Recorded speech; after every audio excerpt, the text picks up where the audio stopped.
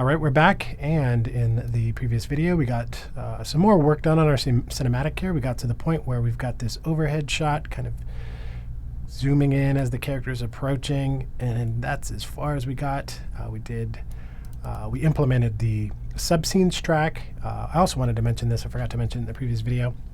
You can have a subscenes track for cameras, but typically what I like to do is have all my subscenes for everything but the camera, so that the camera actor and the camera cuts is the main focus for a particular shot. And then you have one for animations, one for effects, one for sound, etc. Forgot to mention that. You may be wondering, well, why is he doing the camera cuts and not in a subscene? You can if you'd like to. It's just one workflow that I like using. The other thing that I was going to mention is that what we are doing is a little bit outside of the norm. You'd probably stick to one workflow versus the other. You probably wouldn't do some as shots like this and then some with subscenes unless you want to. But I'm trying to show you a bunch of different workflows that you can use. So we're going to continue. We're going to continue with shots 5 and 6 for this cinematic that we're creating here together, and then we'll pause and we'll finish it up with 7 and 8. And then after that video, we'll do some last-minute polish. We'll slow down the scene, add some music, sound effects, kind of tie it all together, and be pretty close to finishing up this series. So let's continue. We're going to do shot 5 now. And for this, what we're going to do is take our shot 04, right-click on it, duplicate shot.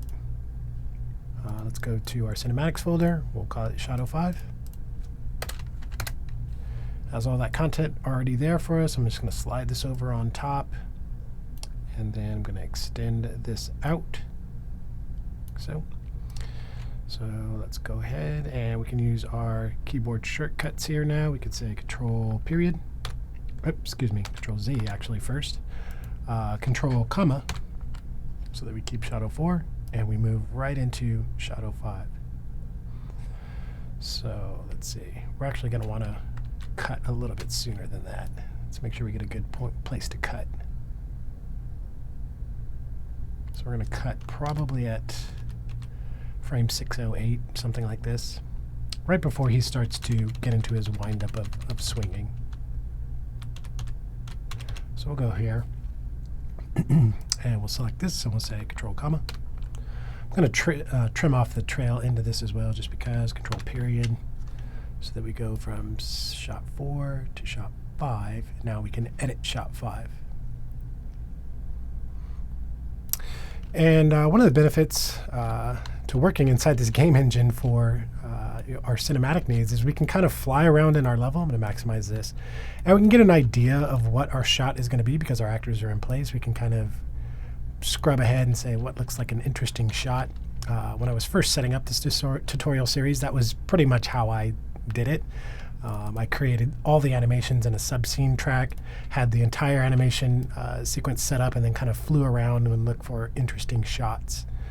So you can kind of frame up your shot and get an idea of what it will look like. So like I could do something like this as a shot, or I could say, nah, let's shoot it from maybe this side. That looks pretty cool. I could shoot it kind of over the shoulder, low angle, something or other. I was flying around on the level. I found an interesting shot for this particular shot for shot 05. Thought something back here might be kind of cool as we're scrubbing ahead, kind of panning across like so with this little anchor here, kind of framing the shot. So let's go ahead and do that. I'm going to go into shot 05, and let's get our cinematic preview back, and let's delete our camera cut, delete the cinematic camera because we're going to add our own. Let's re-add them with this button here. Let's make sure that our film back settings are set to 20 by 12. And let's go ahead and save that, Control S. Now let's frame up the shot. Let's go ahead and repilot first. Now let's frame up the shot. And like I said, something like this looked kind of cool, kind of panning across, maybe pushing in a little bit. Maybe we'll move to the left and push in a little bit. Just thought this looked interesting. So something like this, or use any shot that you'd like. So our position is set. I'm going to hit S to add the transform. Scrub ahead a little bit, and as he's attacking, I'm going to push the camera in like that, something like that. I'm going to hit S.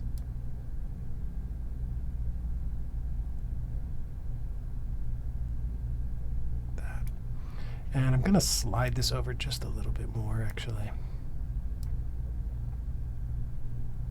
So it's still moving as he's getting hit, because we're going to cut anyway. We're going to cut again before he gets up, because this is going to be pretty sweet looking. So when he gets down to here, we're going to cut. And then what's going to end up happening is we're going to use a camera angle, something like this from this side. Do it in slow motion, so our character kind of stands up in slow motion and looks pretty cool. Can't actually show it yet because we're still inside the Shadow 5 here, but we'll do that next. So this is going to be Shadow 5, is this motion here, which is good. So if we go back up to the master level, let's take a look at that. There it is. Boom. Looks good. We should probably focus on those guys. Let's jump back into Shadow 5 real quick. And let's go back to the start of the shot, which is about right there. Select our camera. Let's go to the focus settings. Eyedropper. Actually, you know what we could do to make it even more interesting? Let's pilot our camera. Okay, let's take the eyedropper. Let's click this anchor first so that we're focused on this, and then we bring them into focus. So that looks really cool. So I'm going to add a keyframe for this.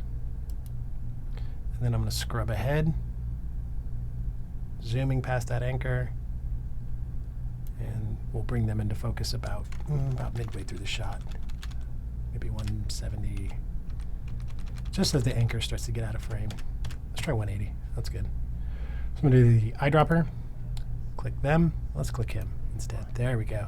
So let's add a keyframe for that. So it's going to be really quick and really subtle. That, because they start out of focus, then we push it on them. That looks pretty good.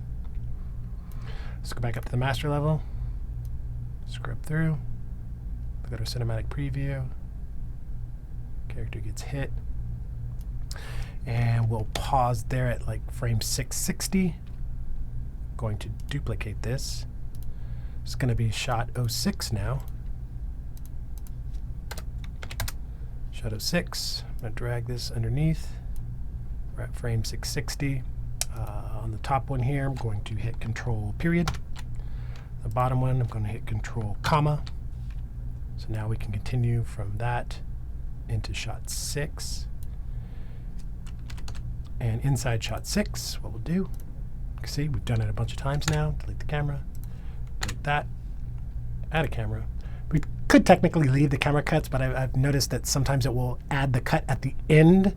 It will keep the existing camera and add it at the end, so I just like to delete both the camera and the camera cuts just to get a fresh camera cuts and camera option. Just makes it easier, I think. So now we're on shot 6, so let's frame up this shot. Again, we can kind of fly around and say what looks interesting. To me, what looked interesting was kind of this shot here, and we're going to kind of push in past the bear, keeping him somewhat in the frame a little bit.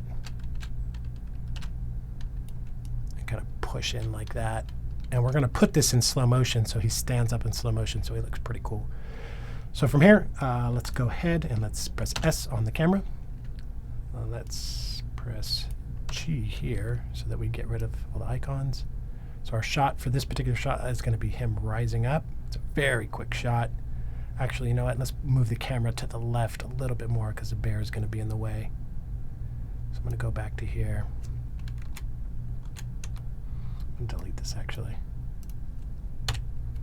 Let's redo that. So let's do something like more out here. This is where we could use our lines if we were looking at it in the viewport here. We could use our lines. If we were good cinematic designers, we could say, okay, let's frame that up so that they're both, it's like a rule of thirds thing, something like this. So that this line intersects with that, this line intersects with that. Something like this. That looks cool. So let's try that again. Let's add S for the camera. Scrub ahead a little bit. Just to where you stand up. It's a very short cut that we're going to use. I don't want the camera to move too fast either. I kind of want to keep the bear in frame too because he's growling. So I'm going to press S again. So that is going to be the motion, like that. Looking pretty good. And let's pause here. Let's pause here. We could finish 7 and 8, but we'll try to keep the next couple videos shorter because we're almost done. That's going to do it for this video. We got 2 more shots to do, and then we'll get into a little bit of polish, adding our audio and seeing the whole thing come together. Thank you guys for watching. We'll see you then.